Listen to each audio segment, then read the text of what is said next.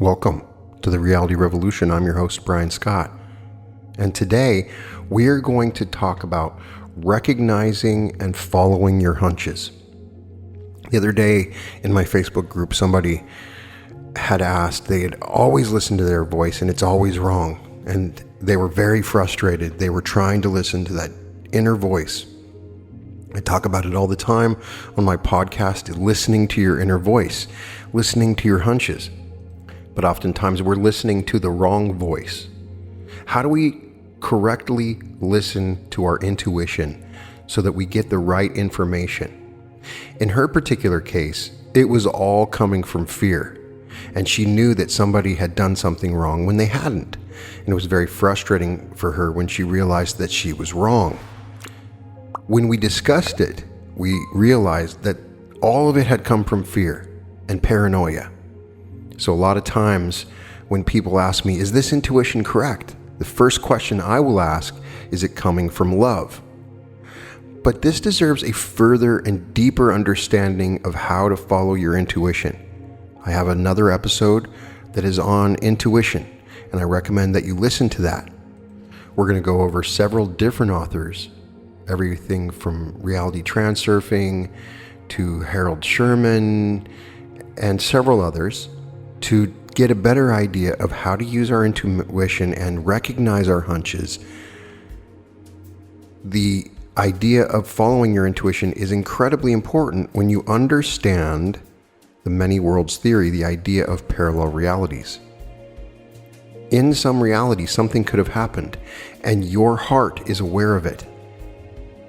When we go and look at what happened during a 9/11, people didn't go into the buildings because they had a hunch, and they listened to their hunch, and they're alive today. People didn't get on the planes because they had a hunch. It has been scientifically proven that when there are train accidents, in most cases, it's significantly less number of people on the train. Why does that happen? This has been studied and verified.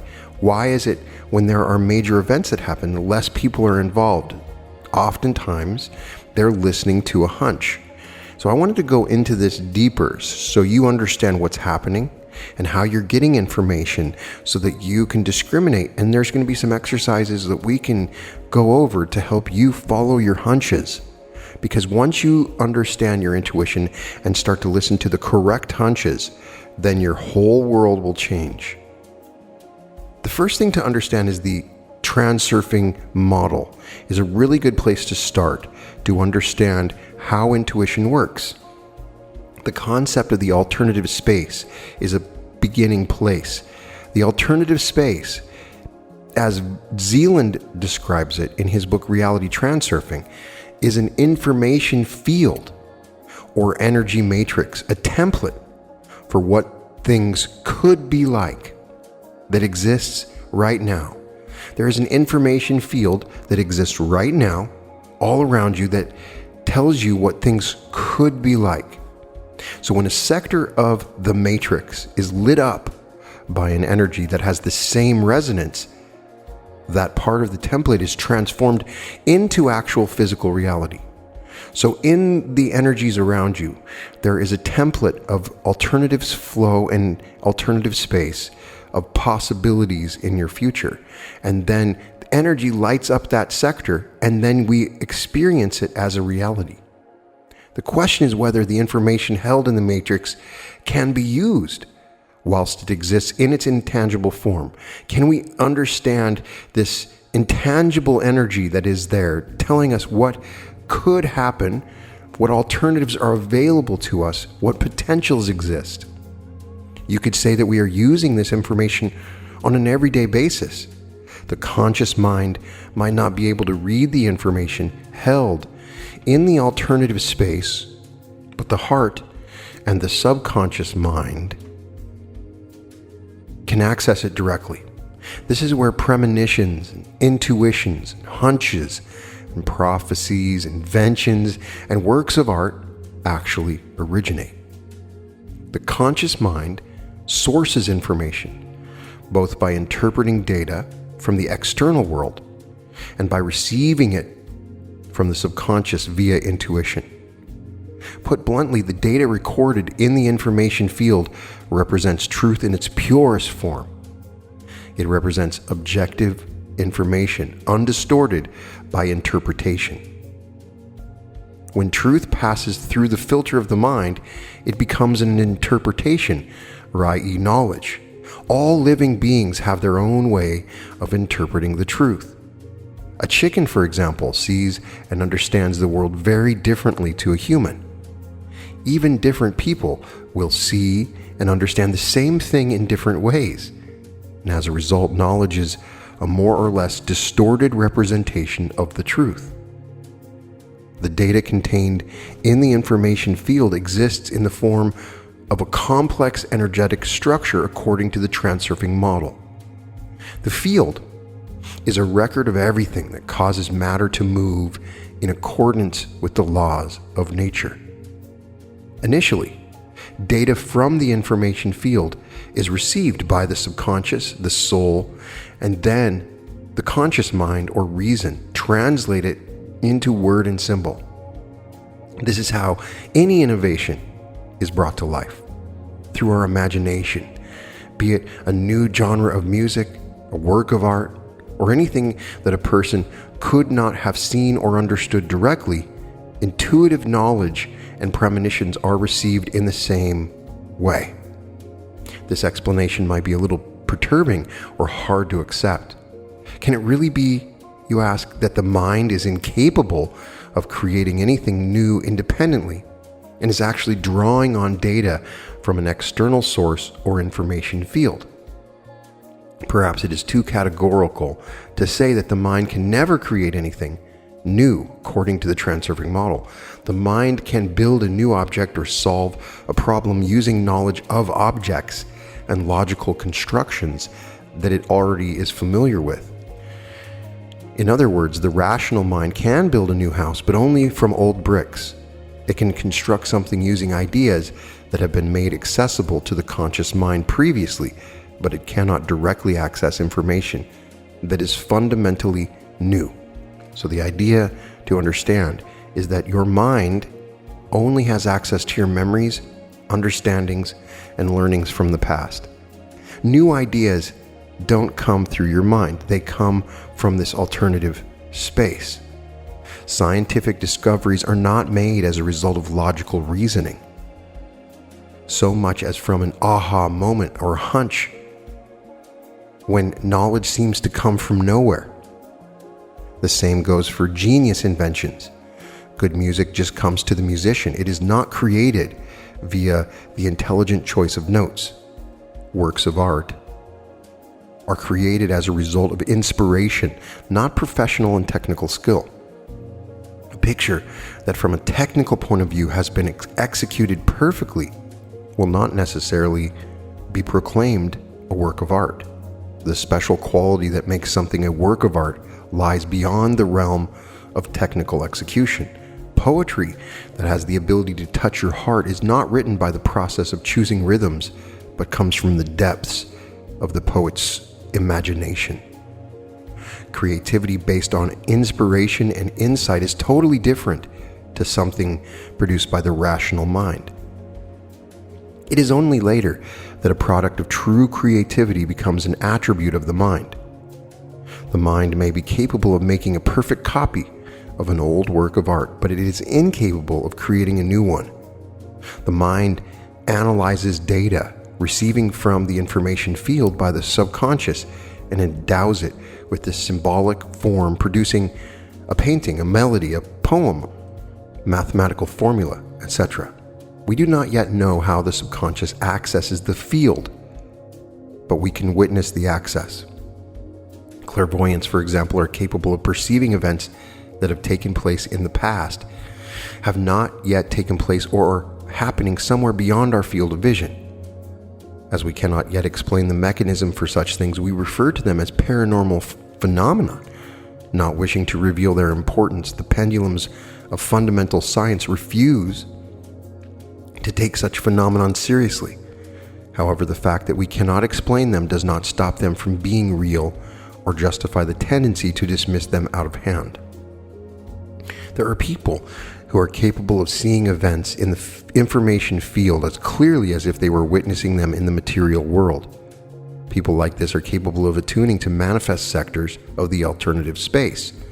A clairvoyant, for example, can attune to the sector of a missing person by looking at a photograph of that person or touching an item of their belongings. The police have been known to make use of the services of clairvoyants in their investigations. Not all clairvoyants can see perfectly, and so mistakes are made. Mistakes can be made for two reasons. First, the clairvoyant may attune to a sector that has never been realized in the material plane and never will be. Confusion can also be caused by the fact that separate sectors differ in script and scenery to a lesser or greater degree, depending on their relative distance from one another. This can affect how information is interpreted. For example, ancient prophecies and prophets who observed unusual scenes from the future interpreted them according to the knowledge available to them at the time, causing their predictions to be inaccurate. Whether you believe in these things or not is a very personal thing. Anything we use to analyze hunches or instincts are only models that allow us to apply the laws of the universe to serve our own interests. You cannot claim to provide a comprehensive description of the structure of the universe. Only a very few unique individuals are capable of reading data held in this information field. The majority of us receive reverberations of data in the form of momentary premonitions and vaguely perceived knowledge. People involved in the words of science and creativity often receive insights after many long days or years of contemplation. It can take such a long time to unveil something entirely new because thought energy, however deeply a person concentrates, can be more easily attuned to sectors of the alternative space that have already been transformed into physical reality. Anything fundamentally new originates in sectors of the alternative space that have not yet transformed into physical reality. Unfortunately, we do not yet fully understand how to attune our thoughts to these sectors. That's what we're trying to do. When the subconscious is somehow able to access information held in an unrealized sector of the field, the conscious mind can be confused, finding it vague and obscure. This is because the data has not been interpreted using symbols that are familiar to the rational mind. If, however, the brain manages to reach deeply into the essence of the information newly available, insight and clarity can be achieved. There is much that is unclear and contradictory about the mechanisms of the conscious and subconscious mind. If the mind was capable of understanding everything the heart wished to share it, humanity would have already gained full access to the information field. One can only imagine the heights human civilization would have reached as a result. The mind, however, is not very good at listening to the heart and does not want to. Its attention is either taken up with things relating to the outside world or with its own inner bag of contemplation and anxiety. The mind is busy controlling its unceasing internal monologue and is by comparison highly inattentive to the faint signals of the heart. The mind authoritatively insists on doing things its own way. When reason thinks, it draws on categories which it uses to mark the qualities of visible objects in materialized sectors of the information field. In other words, it thinks with the help of established designations, symbols, words, concepts, diagrams. The mind unscrambles all the information it receives using appropriate designations. Designations are attributed to everything that exists in the world around us. The sky is blue, water is wet, birds fly, tigers are dangerous, winter is cold. If the information received from a non-materialized sector has not yet been attributed rational designation, the mind perceives it as unfathomable knowledge.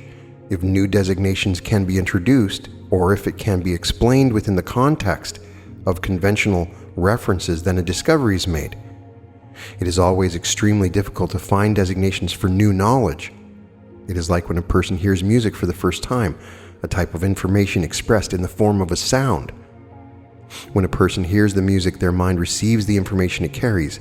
The mind knows it is hearing something, but does not yet understand what it is hearing because it has nothing to make reference to. Understanding comes later when the person has heard music many times and all the relevant designations and objects have been demonstrated: musicians, instruments, notes, and songs. When music is heard for the first time, it is perceived simultaneously as knowledge and mystery. Try explaining to a small child that milk is white. Young children are only just learning to use abstract categories, and so they ask a lot of questions. Child may know what milk is, but not understand what white means, and so the child asks, what is white? White is a color. What is color? It's a quality objects have. What's quality? What's object? And so it goes. Rather than trying to explain it easier, to just show the child objects of different colors. Then the child's mind begins to recognize how to differentiate objects using the abstract notion of color. This is how a child learns to define everything in the world. How could a heart explain to a child that milk is white?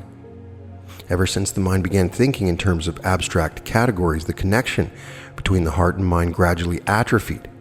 The heart does not work in terms of categories. It does not think or speak. It feels and knows, because the heart is not able to express what it knows in words and symbols. The mind finds it difficult to understand. How can the heart communicate with the mind? If you have a hunch, why aren't you getting a clear picture?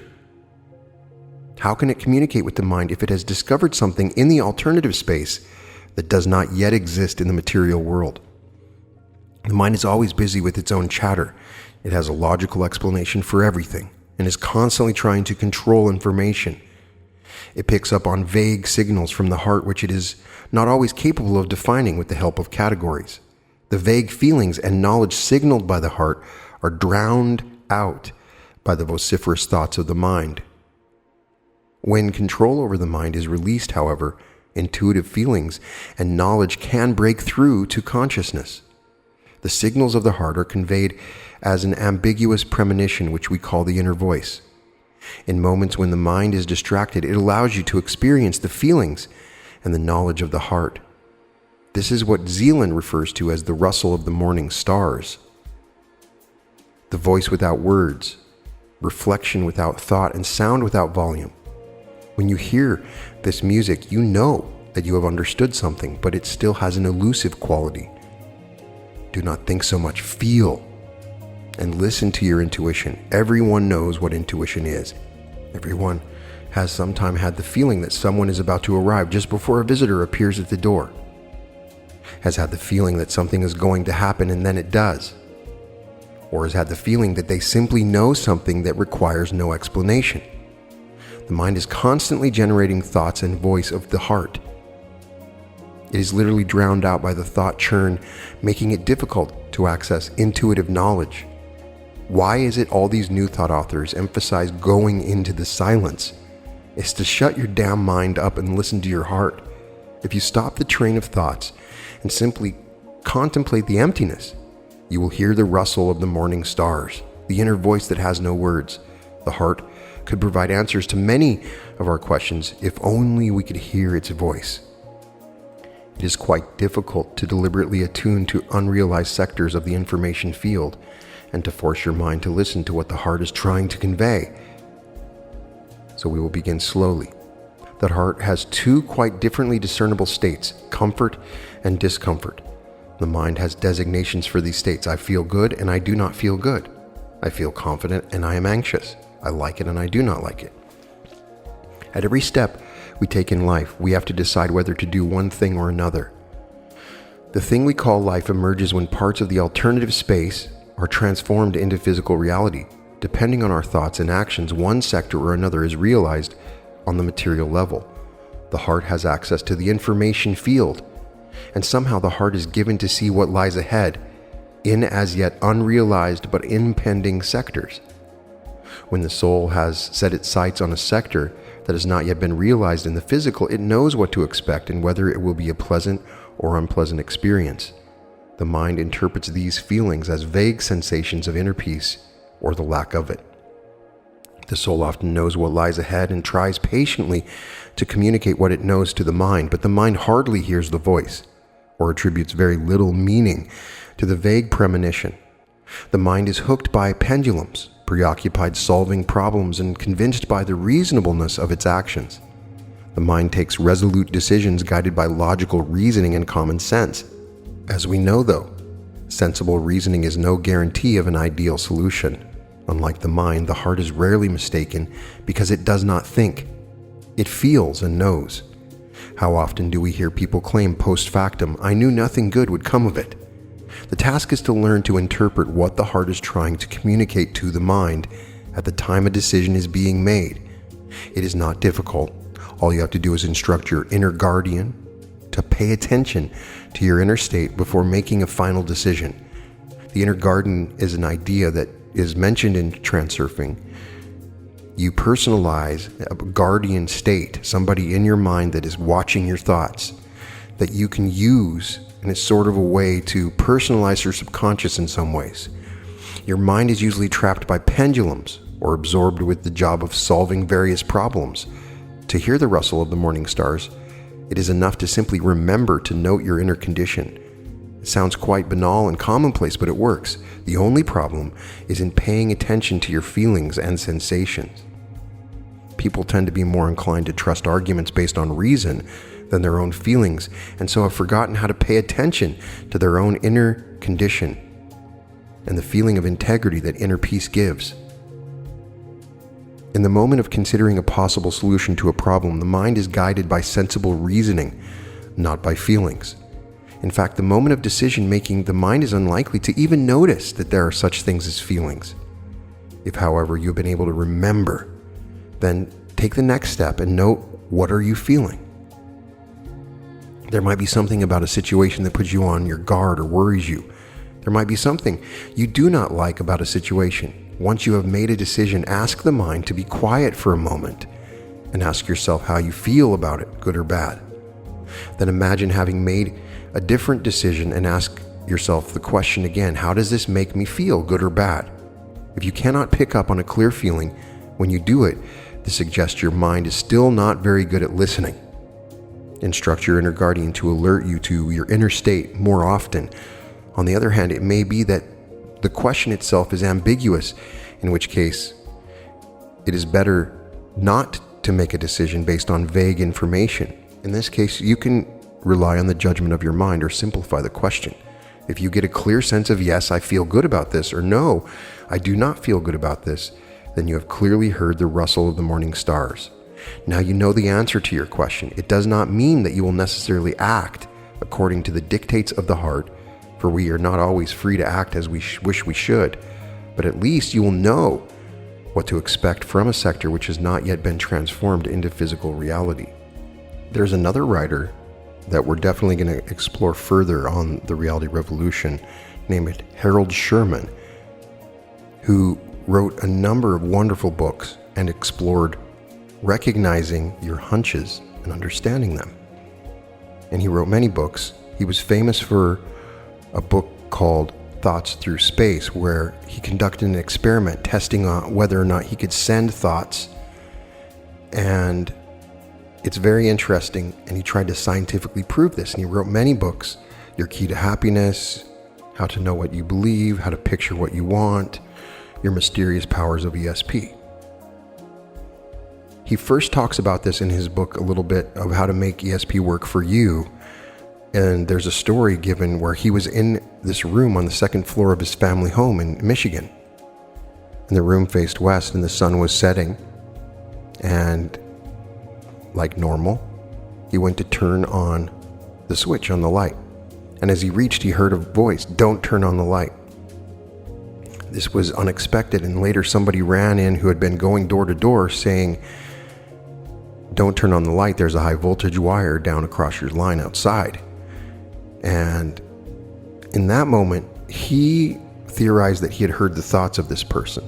But why is it in that moment he knew not to turn on the light, which had caused some sort of problem?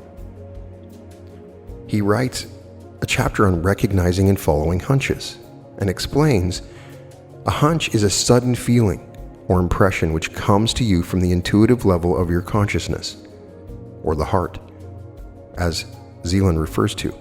In some unexplainable way, your extrasensory perceptive faculties become aware of events coming toward you in time and try to warn or guide you with respect to these events. It is often difficult to recognize what you call a hunch because it is fused with your ordinary thinking and because of the tendency of your conscious mind to argue against it. Your long dependence upon the testimony of the 5 physical senses is responsible for this. It is not easy to accept the fact that a higher faculty beyond the reach of these physical senses is capable of sensing conditions and circumstances and events that could or will happen. For this reason, a strong feeling to do or not to do something which cannot be verified or which seems to have no substance in reality as you understand reality is often ignored. Later, when subsequent events have demonstrated that you should have followed your hunch, you may either recognize it for what it was or put it down as a remarkable coincidence or happenstance. Actually, your intuitive level of consciousness is trying to serve you in every life situation you are facing. This intuitive level of consciousness is the heart that is mentioned by Zealand. But Sherman says your conscious skepticism and unwillingness to depend upon it usually causes you to reject, in whole or in part, its proffers of extrasensory guidance. This hunch was a lifesaver. Sherman says, fortunately for me, I learned to rely upon intuitive guidance early in my life. Had I not done so, I would not be alive today. In 1934, I went to Hollywood to help produce a screen story I had written titled, Are We Civilized? At the studio, I became well acquainted with 2 still cameramen, both of whom had been flyers in World War I. They had a private plane, and after the picture was completed, they invited me to take a weekend flight with them to Northern California, where they promised to show me the giant redwoods. Although I already had my train reservation back to New York, I was strongly tempted to accept their invitation. This had been my first trip to California. I did not know when I might be coming again, and I was eager to see more of the scenic beauties of the state. My friend offered to fly me on into Chicago and pick up the same train at that point, so I would arrive in New York on schedule. I was on the verge of accepting when an inner voice said to me, sleep on it. When morning came, I awakened with the strong desire to go on the flight. The idea of a plane trip was novel and exciting in those days when air travel was just developing. Leaving for the studio, I had every conscious intention of having my bags delivered to the Union Station, holding my reservation and informing the railroad that I would join the train when it arrived in Chicago. But when I actually came to face with the flyers and was about to announce my decision to accompany them, a powerful inner feeling welled up in me, and a mental voice said, stick to your plan, take the train, stick to your plan, take the train. The warning premonition was so strong, so unmistakable that I could not struggle against it. I heard myself saying, sorry fellows, I've decided to leave on the train as scheduled. Thanks to your offer, I hope to be out here again someday, and maybe I can go on a flight with you then. I took the train as scheduled. 3 weeks later, when the producers of my picture, Sidney Pink and Edwin Rashbaum, had returned to New York, I went to their office and saw a set of still pictures these 2 cameramen had taken. As I held the photos in my hand, Sidney Pink said to me, you know, Harold, it's a strange thing. Had you heard? The last day of shooting, these boys turned in the pictures and took off on a weekend flight for the Redwood Country. Their motor conked out at 500 feet. The plane crashed, and both of them were killed instantly. Since that time, I have made many plane flights, long and short, but this is the only one I have ever refused. I've had other moments when I have given serious thought to possible cancellation, but on reflection, I have taken the plane. Flying blind. Sherman says a few years ago he had reservations out of Los Angeles for New York.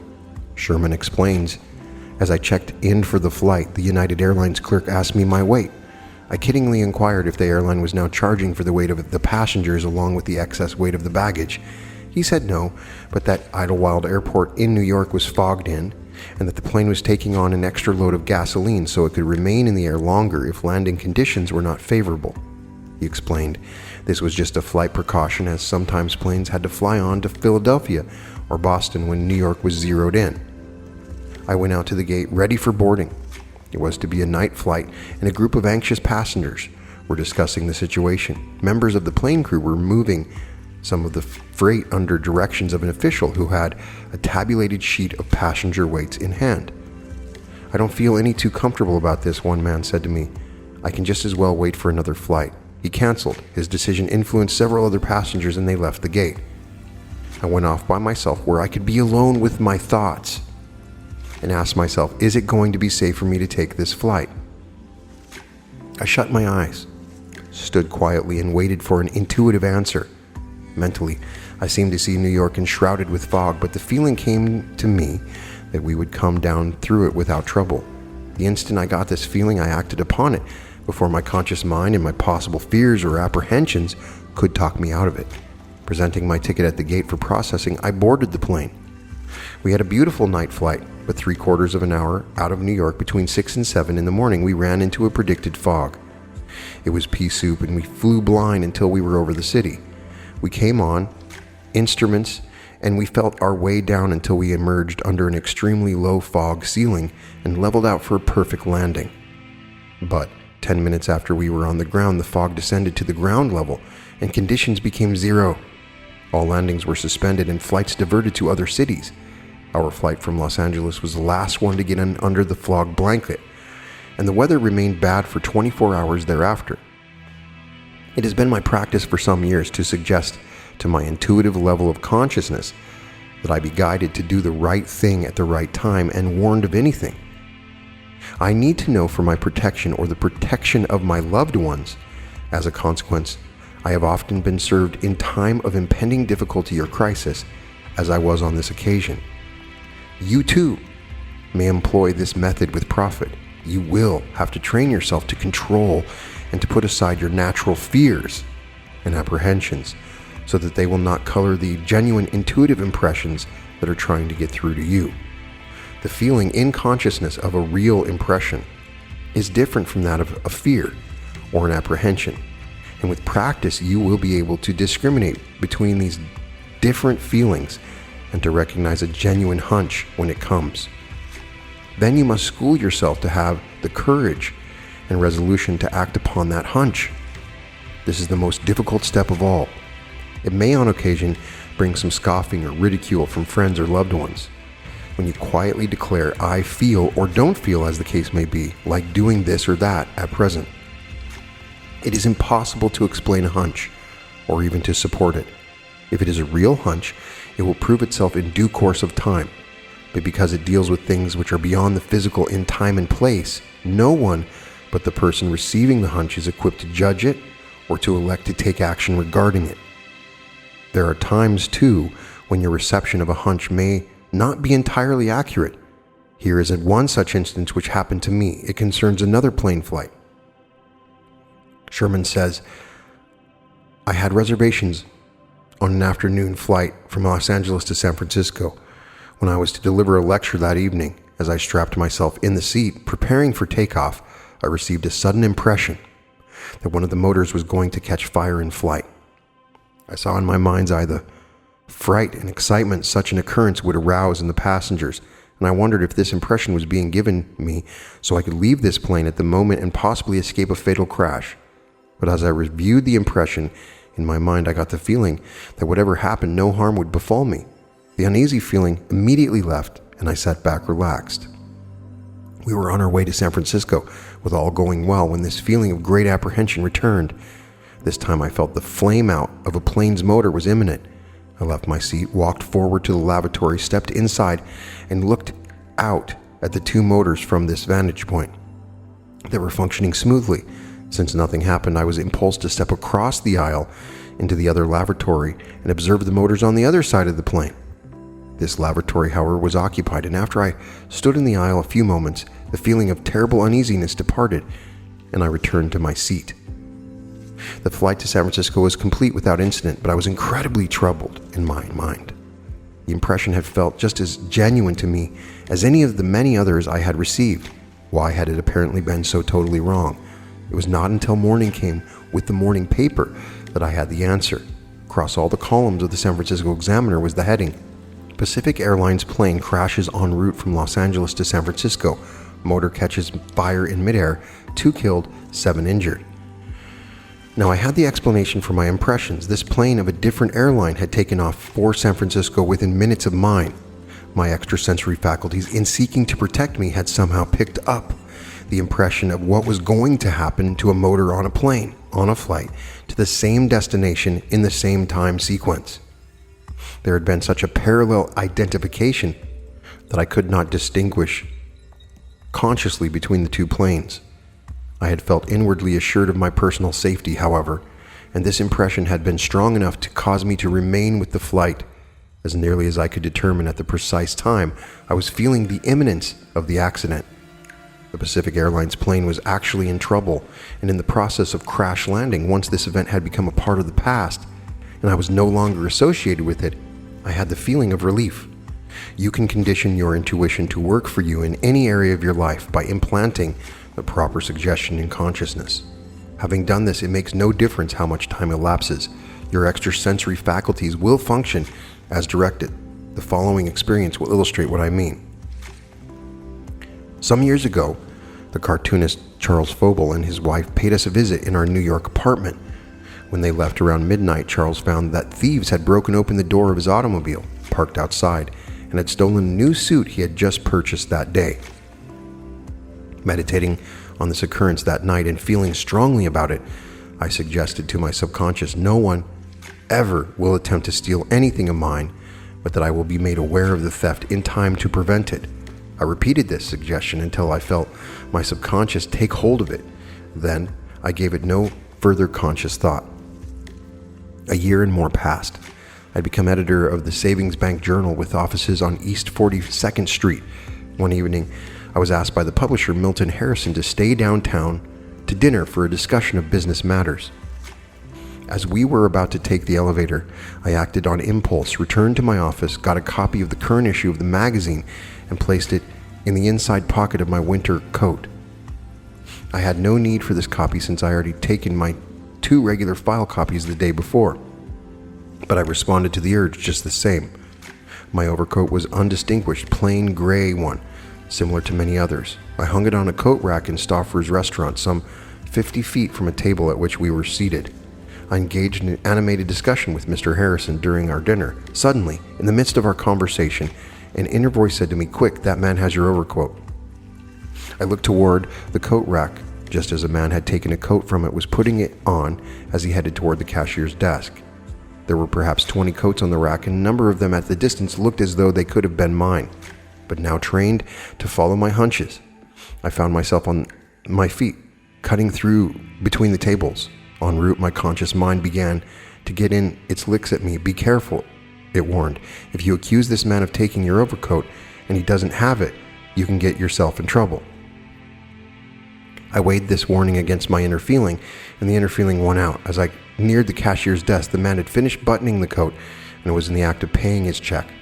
I tapped him on the shoulder and said, "I beg your pardon, I believe you have my overcoat." The man pulled back defiantly. "I have not." Instantly, upon impulse, I grabbed the coat lapels and turned them back. There was the Savings Bank Journal. "I'm sorry, sir, but you do have my overcoat." Full of apologies, the man took off my coat and handed it to me. "Well, it looked exactly like mine," he said, and took a few steps toward the coat rack as though to get his own coat. Suddenly, he made a bolt for the door and dashed out of the restaurant. The manager, whom I knew, came running up to me. "Did that man try to steal your overcoat?" he asked. "We've had 6 overcoats stolen from here in the past 2 days. The next day, Stauffer's restaurant had little warning cards at every table. "Watch your overcoat." Now, analyze with me the action of this intuitive level of consciousness. Having received my suggestion over a year before, no one will ever attempt to steal anything of mine, but that I will be made aware of the theft in time to prevent it. My extrasensory faculties had stood guard all that time, apparently sensing that I was approaching a moment when someone would try to steal my coat. I had been given the impulse to get a Savings Bank Journal and put it in my overcoat for purposes of identification. Please note that I did not take the publication with me to be used in our business discussion, but left it in the coat pocket. I had hung my coat time and again on various coat racks in public places without any apprehension that it might be stolen. I had not the slightest concern regarding my overcoat on this occasion, but the instant that this man, intent on stealing it, touched my coat, even though I was in the midst of conversation with Mr. Harrison, my extrasensory faculties got through to me with a definite warning. Many people give the wrong instruction to their extrasensory faculties, and as a consequence get the wrong result. If I had feared that I would someday be the victim of a theft, and I had strongly pictured this possibility, this would have been the same as ordering my higher faculties of mind to create a susceptibility in me for such a happening. Under such conditions, it is not likely that my mind would have reacted in a way to protect me, as it so obviously did, in conformance with my prior instruction. Thomas Edison is credited with having said, "Man is only using 1/10 of 1% of his mental capacities." It is undeniable that man has not as yet begun to sound the depths and potentialities of his own consciousness. Most certainly, few of us have developed sufficient control over our extrasensory faculties to be able to depend upon their added guidance and protection in our everyday lives. For instance, it is possible to instruct your intuition to serve you in time of emergency. Here is one of the ways this may be done. The cab turnover twice. Sherman goes on to say, "When I lived in New York City, much of my transportation was by taxicab. Because of bad traffic conditions, there were always the risk of an accident. Having had several close calls, I decided to instruct my mind by suggestion that in the event I should be faced with an accident, I would instantly, by impulse, do the right thing to protect myself. Some months later, I had a hurry-up call to keep a downtown business appointment. I hailed a cab. We were approaching 5th Avenue on 124th Street, and I was seated on the left side of the cab when I received the strong urge to move immediately to the other side. I had no sooner done this than the cab driver shot across 5th Avenue against the lights.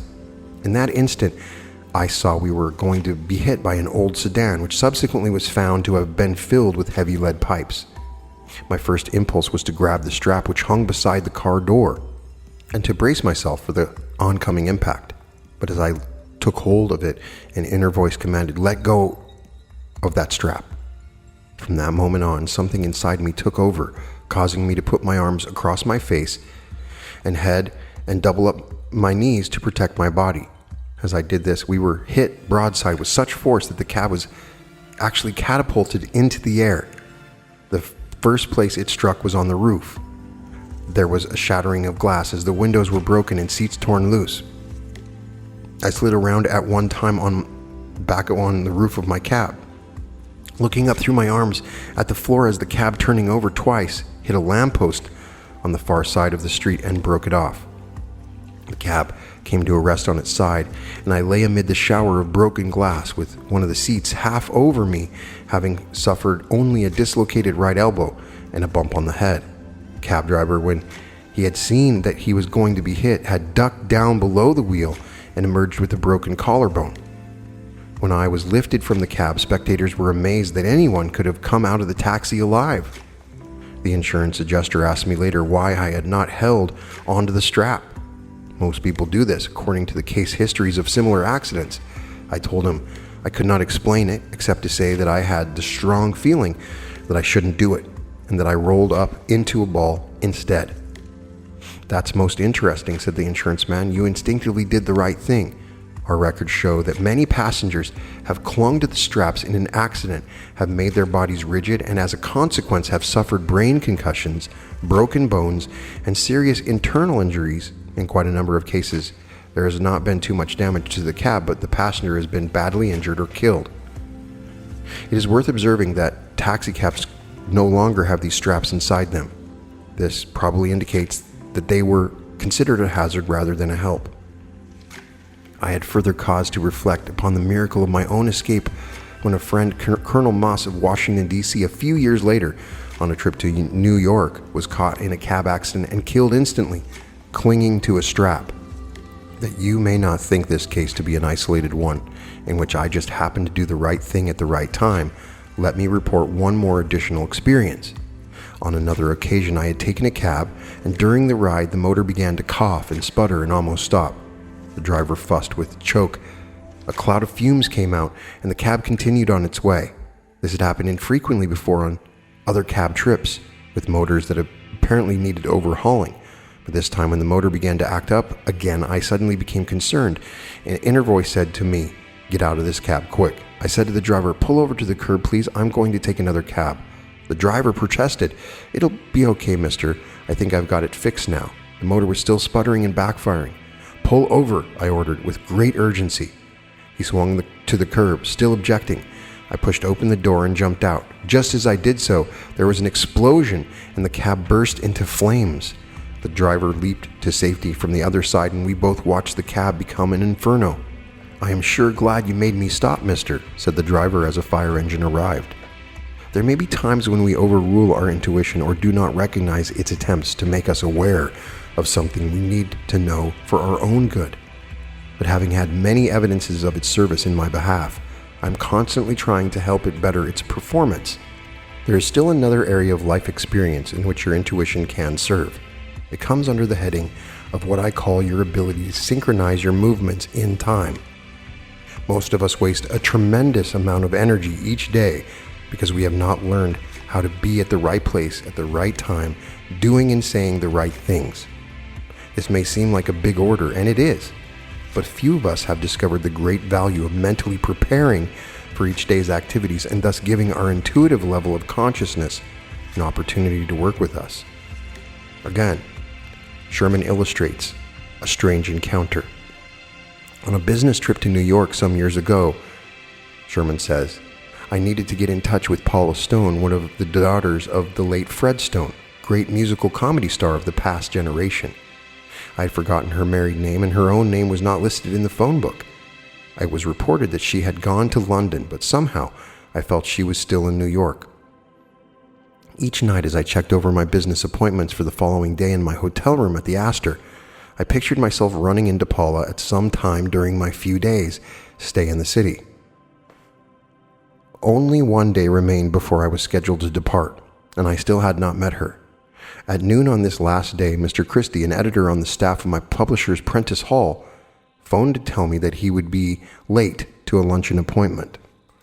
I had made a reservation in the main dining room at the Astor, but Mr. Christie arrived an hour and 15 minutes late, and the steward, with apologies, said he had to give up my table. There was still a line waiting, but he had one table available in the cocktail room, several hundred feet away, on the mezzanine floor. Would I mind taking it? It happens that I do not drink, so I seldom frequent cocktail rooms, but time was of the essence for both Mr. Christie and myself, and I gladly accepted this table. We had scarcely been seated, then an attractive young woman came running across the room from a corner table, calling out, "Harold Sherman, what are you doing in New York?" It was Mrs. Michael Sloane, Paula Stone told me. She had just arrived in the cocktail room. What I had visualized had come true on subconscious levels, which cannot be specifically explained. I had synchronized my movements with hers, so that I had been led to the right place at the right time and had met her. Consider, now, what had to happen to have made this possible. If Mr. Christie had kept his luncheon appointment on time, we would have eaten in the main dining room and would have been gone by the time Paula arrived in the cocktail room. But the fact that Mr. Christie was so extremely late in keeping his appointment prevented us from eating in the main dining room and forced us into the area where Paula then was. I've used this technique for synchronizing my movements in time again and again through the years and have learned not to be disturbed when things apparently go wrong on the surface. I hold the thought that everything is going to work out right at the right time, and it usually does. What guided me? Another outstanding instance of this time synchronizing phenomenon occurred in Hollywood. I had developed a television show idea that I wanted to submit to Nat Wolff, then head of programming department of the Young and Rubicam advertising agency. He had headquarters in New York, and I had known him personally some 15 years before, but had not seen him since. When I read in the trade papers that he was flying to Hollywood on a 3-day business trip, I phoned the Young and Rubicam office in Hollywood to make an appointment to see him when he arrived. A secretary told me that the best she could do was to place my script in his briefcase so that he could read it on his flight back to New York and write me about it from there. I promised to deliver the manuscript to her on the day he was to arrive, but I privately pictured myself meeting Nat Wolff personally, somehow, somewhere. On the day he was to be in Hollywood, I busied myself about my apartment, awaiting the hunch as to the right time for me to go to the Young and Rubicam office. This inner urge did not come until around 3 in the afternoon, but when it did, I dropped everything and hurried down to the address. I sent word to the secretary who came out to see me. Might it be possible, I requested, if I am willing to wait around to catch Nat Wolf between appointments and just shake his hand for old time's sake? I'm sorry, she said, but he's running over half an hour late on engagements as it is, and he's got to catch the 7 o'clock plane for San Francisco tonight. But I'll do what I promised, Mr. Sherman, and see that he gets the script to take back with him. Under these circumstances, all I could do was to surrender the envelope containing the script, thank her, and leave the office. But I had not relinquished my determination to see Nat, and held to my mental picture of a meeting. Reaching the corner of Hollywood and Vine Streets, I stood for a moment and asked myself, what do I do next? The answer came to cross the street and kill time in the one-man barbershop operated by my friend Dave Deneen. Dave said he had 2 customers ahead, including the man who had just gotten into the chair, but I could wait if I wished. I'll wait, I said, and sat down picking up a magazine. It was 4:30 before Dave got to me. My mind had been on Nat Wolf, and I had been hoping for further inner directions, but none had come. When you receive hunches of this kind, you have to accept them on faith and do what you seem impelled to do without question. I didn't badly need a hair trim, but I got in the chair just the same. Dave was almost through with me when I was hit with a powerful urge to get going. I'm sorry, Dave. I just thought of an important appointment I'd forgotten. I've got to get out of here. He said he could finish in a minute, but I told him I didn't have time. I paid him and hurried off the barbershop. There on Vine Street, I came face to face with Nat Wolf. Nat was in the company of an agency executive and was en route to the Brown Derby, briefcase in hand, for a quick cup of coffee before leaving for the airport. He invited me to join him, and we had a 20-minute conversation. Do you wonder, after such experience as this, that I have such confidence in the functioning of extrasensory faculties? Let me remind you that the basic technique for activating these powers of a mind is to relax and listen to that inner voice. As I mentioned, practice will enable you to do away with all or most of the preliminary steps. You will almost always be able to make your conscious mind passive and turn its attention inward upon a focal point of consciousness. Great wonders await within the mind and will serve us when we learn how to see them truly. So the question is, how do we identify the hunch? A little voice in your head, a tingle, an urge. These are gut feelings talking to you. What are they saying, and do you need to listen? Many have experienced a sense of knowing something before we know them. You wait a green light and miss getting hit by a car rather than a red light. You decide out of the blue to go on a blind date and you find the love of your life. If we could just tap into these insights, we would be better. And I believe that you can. That's what I've tried to show you. Intuition is more material than it seems. The intuitive right brain is reading your surroundings with your heart, while the left brain is engaged in something else. The body registers this information, while the mind remains unaware of what is going on. Theory suggests that you might feel an event approaching due to dopamine neurons. Dopamine keeps track of reality and alerts us to patterns that we can't consciously detect. Just how do you choose what gut feeling to trust? That's the real question. And that is a matter of combining the intuition and the mind and getting the right balance between rational thinking and gut instinct, but listening to your heart. When you notice an intuitive hit, you can engage your mind to weigh the choices and figure out how to act on them. So here are some gut feelings that experts recommend you pay attention to. Something feels wrong with your body. Listen to your body's signals. Is the crucial part of exercising your intuitive sense. Your body is a wonderful communicator. Intuition can allow you to get warning signs when something is off with your body so you can take care of it. If you have a feeling about your body like something is toxic or weak, listen to it. Get it looked at. Many people ignore this sense when something isn't right, and then they find out something small has become large.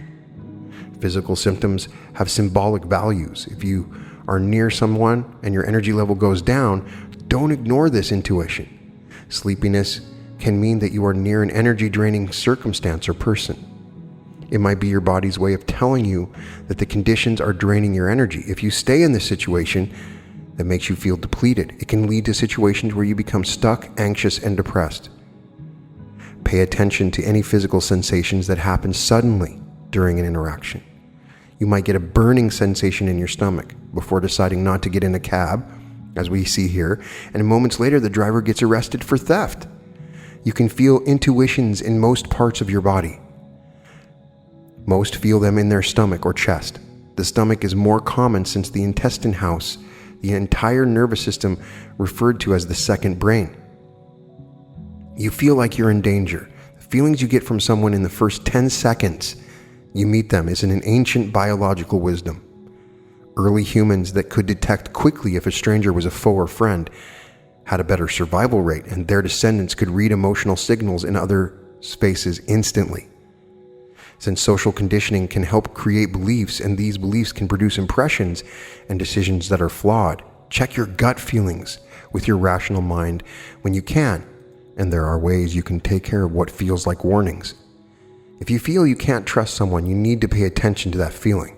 If you're walking alone and you feel like you need to stay away from the person coming toward you, cross the street or change your path. But make sure it's not coming from just fear or paranoia, that is coming from your heart, and that is what we're trying to figure out here. Our gut instincts have been developed to help us avoid danger, but we also have evolved so much that we have the capability to sense when a friend needs help. Sympathy is a basic instinct.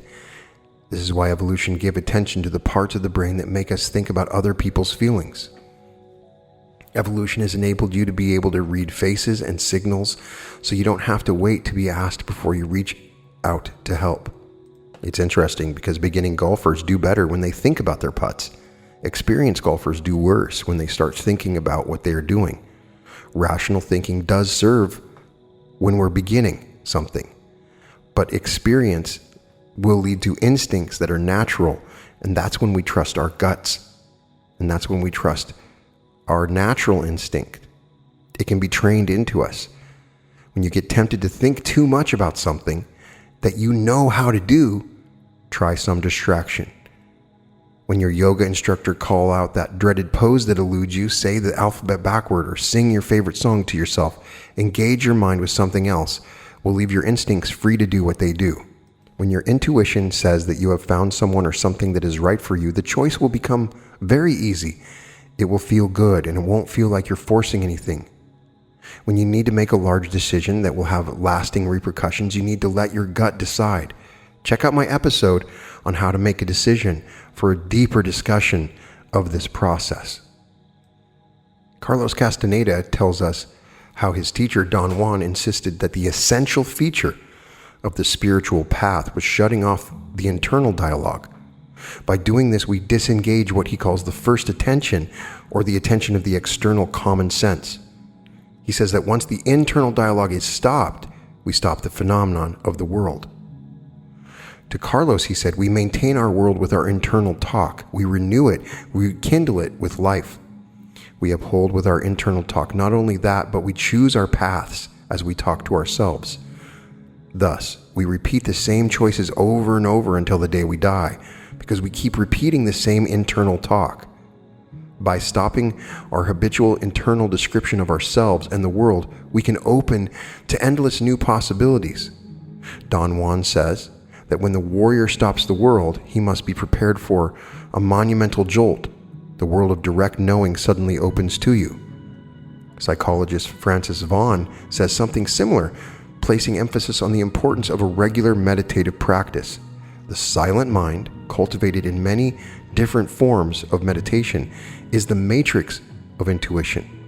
When you are in touch with the still point at the center of your being, there is no need to use imagery or verbal exercises to activate intuition. It flows by itself, unimpeded by fears or preoccupations. How do you stop this internal dialogue? Notice your internal conversation. Stop in mid-sentence and go blank. Within a few seconds, your internal commentator will make more comments, leaving out another private stage play with friends, enemies, or both. When you catch it happening, go blank again. Exhale. Once you can repeatedly enter the spaciousness, even if you can't hold it for very long, listen for the silence. At first, you may hear a buzzing or be aware of subtle vibrations caused by your psychological organism. Simply listen and intend to listen past the vibration and find the silence, the velvety quiet place of origin. When you first touch it, you may bounce off, Find it, enter it again, learn to tolerate it, merge with it, become it, desire it. Check out my episode on how to enter the silence for a better description of this. And when you're able to spend timeless time in the silent place, you will be able to trust wholeheartedly the ideas and desires you find occurring to you immediately after you've been there. These perceptions are coming from your direct knowing, from your intuitive voice. I recommend getting a journal and writing down these situations so you can become better and better at it. As you learn, hey, I had a hunch that time, and then you document what happens afterwards, you'll become more trusting of that inner voice and understand what is your inner voice. One journaling technique that has worked for me is to go into the silence and then ask yourself questions, writing questions, and write them out. For instance, I am aware of blank. If I go into that sound, smell, sight, taste, or feeling in greater depth, the next thing I'm aware of is blank. Or if I continue to follow my attention, I discover blank. Write descriptive paragraphs when you ask questions, and you will open up your intuitive faculties. Mahatma Gandhi asked, "What is truth?" A difficult question, but I have solved it for myself by saying that it is what the voice within tells you. And that is the place we want to get to, is understanding this truth. What do you do when you doubt your signals? When you get a signal that makes you feel excited and at ease, how do you know you're not settling for an answer that's really coming from laziness? When your body sends you an anxiety signal, how do you know you shouldn't act anyway and that you're not just afraid of something that would be good for you? Make an agreement with your body that you're going to trust the signals you get, regardless of any second thoughts. Even if you might make a mistake, act on what you sense. If this choice is coming from a false place, remember that your soul is ever on the alert. It won't let you stay in the dark for long. If you communicate it with it, as we saw from Mr. Sherman, if you've made a deep inner decision to become conscious, it works. And as you try to act on a false choice, you will detect a new and increasing anxiety signal. Write about your truth in different ways so you know about something or someone. Try to write down the different ways that you know about a situation. Sometimes just writing stuff down is incredibly helpful. As Proverbs says, trust God with all your heart and don't lean on your own understanding. In all your ways, acknowledge Him, and He will make your path straight. Proverbs 3:5-7. Some people use divination and tarot and astrology to try to improve their hunches, and I don't necessarily think that those work. But I do think that you have exercises available that you can use to make something knowable. Here's some ones that I've found. First of all, there's the 2 fingers technique, and you rest your index finger and middle finger on a table. Then teach your body that the index finger means yes, and that the middle finger means no, by tapping the fingers back and forth saying yes, no, yes, no, yes, no. You can also tap the index finger several times saying yes, yes, yes, yes, yes, and the middle finger several times saying no, no, no, no, no. You condition your fingers to those answers. You then ask, in the name of the Most High, do I have permission to ask about? Wait and see which of the fingers moves. It's either a slight jerk or a slight jolt, an energy sensation, a warmth, or sudden movement of the finger, controlled by your heart. If the middle finger moves, that indicates yes. Then you can proceed with your question. If your fingers do not react after a few test runs, that method might not work for you. But I always like to ask that question first, then I can trust my answer. And then ask a question and then watch how your fingers respond. Another technique people use is the pendulum. This is different than the pendulums talked about in transurfing. So on a piece of paper or cardboard, draw a circle with a dot in the center. It is above this dot that you hold a pendulum. Drawing a line through the middle of the paper, one side of the circle reads yes and the other is no. Let the pendulum come to a near standstill above the dot. And ask whether you have permission to ask the question. Do I have permission to ask about? And if the pendulum strikes out to the yes, proceed with your question. If it strikes out to the no, choose another question. Do not deliberately move the pendulum in any direction. If an involuntary twitch of the finger directs the pendulum to one of those sides, that is your subconscious channeling the information through your fingers. Do not try to control the pendulum's movement in any way. The pendulum will swing back and forth, but you will notice the answer by which side it swings out to more strongly. Some people find this method of divination too ambiguous and prefer others. There's also muscle testing. I've found muscle testing to be reliable if it's not distorted by your own preconceptions. If you take on the attitude of a scientist who just wants to know the truth for the sake of truth, without any agenda, bias, or desired outcome, which is very important. You cannot let your desires influence your decision making. Then muscle testing seems to work better. For example, asking whether somebody loves you is a loaded question that will likely not get a true response, but asking whether a certain book is good for you is a more neutral question. So the questions you ask are important. There are many ways to muscle test, but the simplest solo method is to extend your index finger and then press your middle finger on top of it, touching the nail of your index finger and trying to push down with your middle finger. Instead of asking a question, you make a statement. Then you tell your index finger to resist while pushing down on it with your middle finger. If the index finger stays strong, the answer is yes. If the muscles go weak, then the answer is no. Another method is to take something heavy, such as a stack of books. You make a statement and try to lift the stack. If your muscles stay strong, the statement is true. If your muscles go weak and you're unable to lift the books, the statement is false. Some people have used dice. You buy a cube made of wood and leave blank spaces. On the 6 blank spaces, write yes, no, meditate, or work with a question mark, and then you roll the dice after you ask a question. Another technique which I have used is the leaning technique, which I learned about in The Success Principles by Jack Canfield. And you ask a question, you establish that leaning forward is yes and leaning backwards is no. You make sure you establish which is the correct yes or no, and then you ask a question, and your body, as you stand, will lean forward or back. These ways let your subconscious and your heart communicate with you.